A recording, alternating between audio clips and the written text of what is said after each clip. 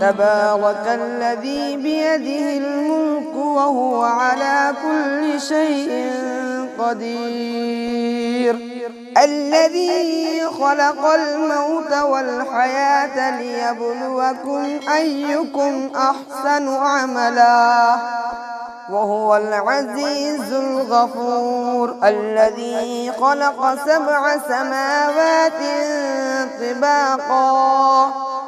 ما ترى في خلق الرحمن من تفاوت فارجع البصر هل ترى من فطور ثم ارجع البصر كرتين ينقلب إليك البصر خاسئا وهو حسير ولقد زينا السماء الدنيا بمصابيح وجعلناها رجوما للشياطين وأعتدنا لهم عذاب السعير